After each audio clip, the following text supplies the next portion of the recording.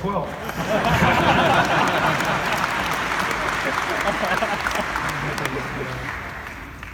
Rule 6. Put your house in perfect order before you criticize the world. So, I wrote this about the mass shooters, mostly. Not only, I talk about this guy named Karl Panzram in the chapter, and Panzram was this mass killer. He kept track of everyone he killed. He kept track of all the buildings he burned down and their dollar value. He was out for mayhem, man. And no wonder, like, he was a delinquent kid. I think he was one kid of 14 or something in the Midwest, and he was kind of a bad kid. And then they sent him to a reform school, and they did not help, put it that way. He was seriously brutalized in the reform school, in all the inventive and creative ways that you might imagine that a child could be abused in a reform school. That basically happened to him. And when he came out, he was not a happy person. And so he decided that he would devote his life to producing as much misery as he possibly could. And he wrote an autobiography. He was in prison, beat half to death by the guards, and no doubt deservedly so. And a doctor in the prison gave him $1 to buy cigarettes or something like that. And Panzram, in his own account, said that that was the only kind thing that he could remember anyone ever doing for him. Well, and no wonder. I mean, you know, it's a complicated story, but it wasn't like, he was like a dog that comes up to you and bites your ankle and is surprised that it doesn't get petted, you know. So, and I'm saying that with some due regard for the fact that he did in fact have an absolutely dismal life, right? I mean, he got tortured pretty badly very badly when he was a teenager. Anyways, Panzram writes about his hatred for, it's not just himself, but for other people. Absolute hatred. But it went way past that, because, like, if you're going to hate, you're only getting warmed up if you hate yourself and other people. You think, well, that's about as bad as it can get. It's like, no. Like, there's this old idea that hell is a bottomless pit, you know? And there's a psychological reason for that. And the reason for that is that no matter how bad something is, you can make it worse. And so, like, there's no limit to hate. And you might start by hating yourself and other people, but that's just beginner hate. If you really push it, not only do you come to hate, you come to hate being itself. The mere fact that there is anything fills you with rage. But that isn't even where you don't even stop there if you're really proficient at hating. That's kind of a philosophical hate. And you're getting pretty down to the bottom of things when you're philosophical in your hatred, but you're not as far down as you could get. If you want to get right to the bottom, you get theological in your hate. And if you get theological in your hate, and I don't care if you're an atheist and you're full of hate, it doesn't make any difference. That's all irrelevant. You act as if there's someone responsible for the horror of being. Let's call that God. And you hate him. And then you do everything you possibly can to make that being, hypothetical or otherwise, as angry and sad about your existence and about existence itself as you possibly can, with all of the imagination and tools at your disposal. And then you're getting way down in the hate hierarchy when you do that. And if you don't believe that, go read about it. Go read the diaries of the kids who shot up the Columbine High School and see if that isn't exactly what they say. These people, you know, they write manifestos. They tell you exactly what they're thinking, and that's exactly what they tell you. And that's what Panzram said. He said, you know what his dying words are? He said, I wish the human race had one neck so that I could put my hands around it and squeeze. That's one of the quotes. That's a pretty good one. His dying words, he was being hung. There was a women's group that tried to stop him from being hung, and he wasn't very happy with them, by the way, and let them know that quite bluntly. And he said, he was in Indiana, he said to the hangman, hurry up, you Hoosier bastard. I could kill 10 men in the time it's taken you to noose that knot. Right, that's Karl Panzram, man. That's really something. So the chapter's about him, and it's about the Columbine kids. who left a pretty decent stack of writings, and about the guy who shot up the elementary school, about people like that and what their motivation is and why they're so angry, like so unbelievably, hellishly, satanically angry, because that's the only language that really suffices to describe that level of outrage. You're not even close to describing what's going on in situations like that. You find yourself forced to use a theological language. It's the only language that suffices to encapsulate that kind of absolute brutality. It's hellish. They make a powerful case for it. That's the thing. It's powerful enough to convince them of its rightness. So I looked at that, and I thought about it a lot. It's like, because life is very hard, and people do get betrayed, and there is malevolence in the world, and I don't think there's a single person alive who doesn't at some point think, well, maybe I should end it. That's one thing. But not even that, to think, well, maybe this is just so terrible that it should just not exist at all. And you'll find yourself in situations like that when your dreams are dashed, really in an unpleasant way, or someone close to you has a very, very painful illness, something like that, especially if it's a child. It's very easy to find yourself questioning whether being itself is a justifiable, if reality itself is justifiable. It's like, because of all its suffering. So, what do you do about that? So there's this book I read called The Cocktail Party by T.S. Eliot, and in The Cocktail Party, there's a woman who speaks to a psychiatrist, and she says that her life isn't going very well, and she's suffering a lot. And she tells the psychiatrist, I really hope that this is my fault. And the psychiatrist says, well, what do you mean you hope that this is your fault? Why would you hope that? And she says, well, look, if it's my fault, then maybe I can do something about it. But if this is just how it is, it's like, if this is just the structure of reality, then I'm lost.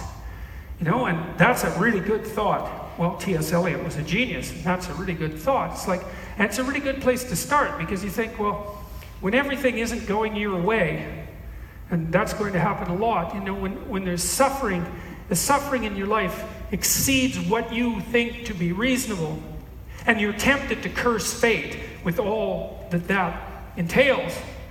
You think, well, have you done everything that you could do? Have you put your house in order? Like, there's opportunities that are sitting there in front of you. It's like, have you made full use of them? Right? Have you, imagine, because life is so difficult, that you don't get to waste. You don't get to waste it. You don't get to waste resources. They're too precious, because you have too big a problem to solve to waste resources. So if things aren't turning out for you exactly the way you want them to, it's like, well, how much time are you wasting? I ask my students, they're 20-some years old, a crowd of them, maybe 200. I say, okay, how many? Let's do a quick analysis of your life. How many of you waste an hour a day? It's like, everybody puts up their hands. 3 hours a day.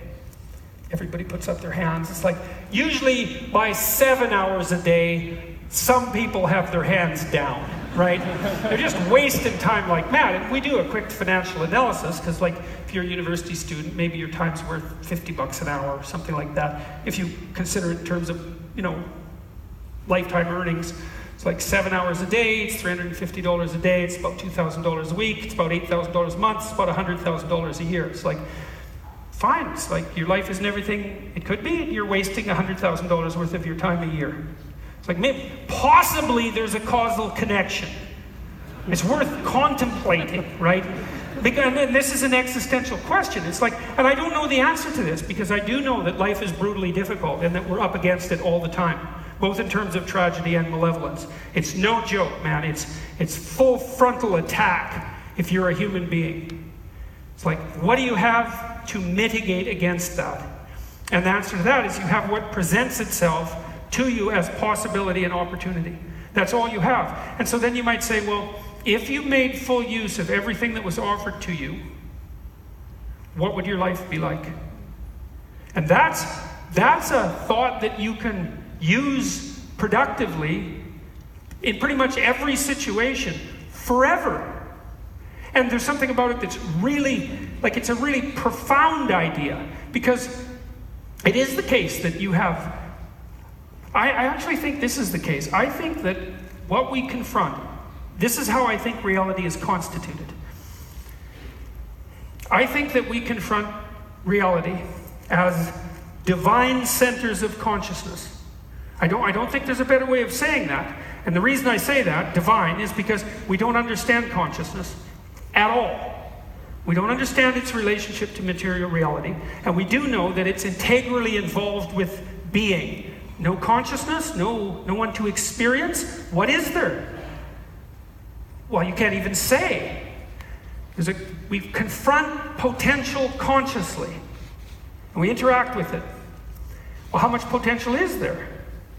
Well, we're very finite and constrained, like a genie in a lamp. Just like that. That's why that idea exists. We're constrained, and there's reason for that. It's a complicated reason, but we won't go into that for a moment. But what we confront seems to be something that's essentially infinite in its potential. So then you think, well, if you have an impossible problem, and you do, you have an impossible problem, and so does everybody else. What do you need to solve an impossible problem? You need infinite potential to solve an impossible problem. Well, maybe you have that right in front of you. And I actually think this is true. I think that if you conducted your life as if what you had in front of you was infinite potential, then you'd find out that that was true. And I think that in interacting with that, you'd also find what you needed to justify the catastrophe of your life, because that's what you need to do. And maybe you could even find it so that you would accept it. You'd accept because I try to develop this too in the rest of the book, and I think I'll probably close with this. I thought about my son when he was a little kid, He was about 3. He was a super cute kid. I still think he's cute, but he's like 26, so he doesn't care. So, he's a really cute kid. But he's 3, and 3-year-olds, they stand up under tables and bonk their head, and they fall down the stairs, and other kids push them over. It's like, you're pretty fragile when you're 3. And it's kind of painful if you're a parent, noticing how fragile your children are. And so you think, well, it's painful, all that fragility. And then so I did a little thought exercise. I thought, okay, well, let's dispense with the fragility, since it's so painful. It's like, well, he shouldn't be 3 feet tall, because that's not working out. 20 feet tall, that'd be good. And then, well, he can't really be made of flesh and blood, because, well, we know that that's a problem. It's like, how about titanium? We'll just replace him with robotic parts, so he can be 20 feet tall and made of titanium. And obviously, you want something like that to be capable of defending itself, so it's kind of a fighting machine. It's like, okay, well, so now I can dispense with my 3-year-old son, and I can have this 20-foot tall robotic fighting machine that's more or less indestructible. It's like, who's going to make that trade? And that's strange, eh? Because it's not obvious why you wouldn't make that trade, but what happens is that by sacrificing that fragility, which is what you'd be doing, you actually end up sacrificing what you love. And so then you think, well, isn't that a funny thing? Because we love people. We all have someone we love if we're the least bit fortunate. And so often our children, hopefully. But then there's that. But if you see this also when your parents get older, they start getting fragile in all sorts of ways. And you think, well, God, it's not so good that they're so fragile. It's like, okay, start replacing it. Well, where are you going to stop? You're going to stop with all of that fragility gone. It's like the person's gone then. And so then there's a strange way where if you love someone, you simultaneously love and accept their fragility. And that means that in some way you actually think it's justifiable. That's what I thought about my son. It's like, no, I think he's fine just the way he is. 3 years old, got his problems, certainly gets hurt a fair bit, and is probably going to get hurt more, but I'm not trading him in. I like him just the way he is. And so that's it's a realization of the soul, that there's something about the fragility of human life that's actually valuable. And it is the limitation. That's the thing that's so cool about it, is that it's this limitation that we are, because that's what we are, is we're limitation. We're potential conjoined with limitation in some sense. Think, well, we want to get rid of the limitation, but it's not the case. We have to keep the limitation because it's integral to who we are. And so we're in this situation where we have to be limited, and we have to accept it, and we have to confront what's essentially an infinite potential to help us manage it. And I think that that's true. And I think that's how we act. I think it's what we expect. I think it's what we need to know. Because you have to say, and that's part of standing up straight, right? And accepting the tragedy and catastrophe of existence. This is partly why I think the West got it right. Because I do think we got it right. The central story, we're a Judeo-Christian culture, and there's a central story at the bottom, and the story is about the radical acceptance of fragility. That's what the crucifixion represents. The fact that that's a voluntary act. And it's about everybody. That's the thing. It's about everybody. It's that, well, you're going to die. You're going to be betrayed. Those are going to happen. And so you can either shrink from that and maybe envelop yourself in bitterness and hatred. And no wonder, no wonder. Or you can say, bring it on. Bring it on.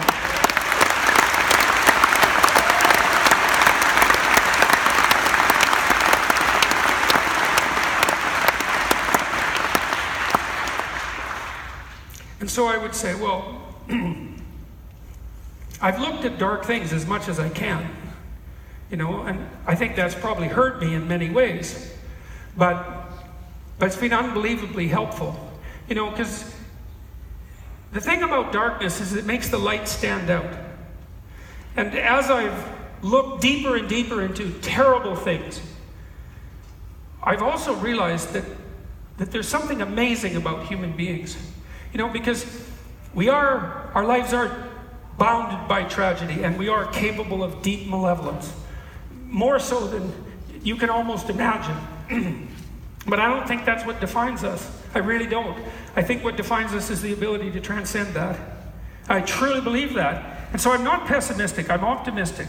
And I do believe that people are embodied miracles. I really think that's the right way of thinking about it. And I think we all know this. And what I'm hoping in these polarized times is that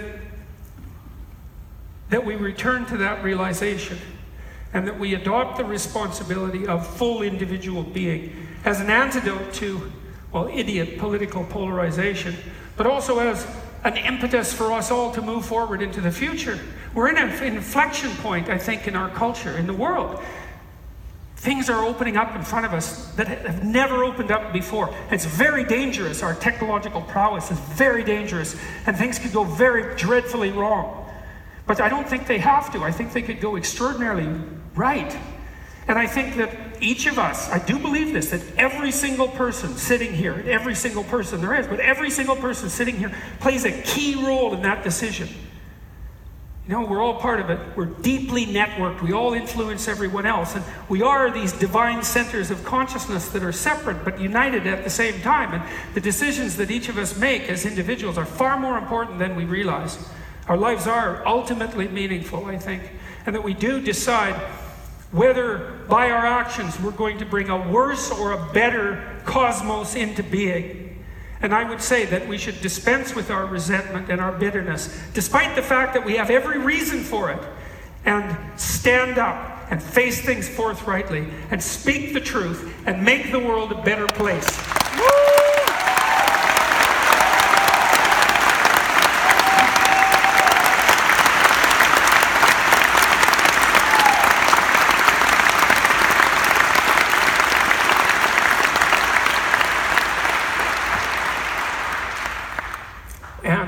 That seems like a good place to stop. Thank you. Thank you.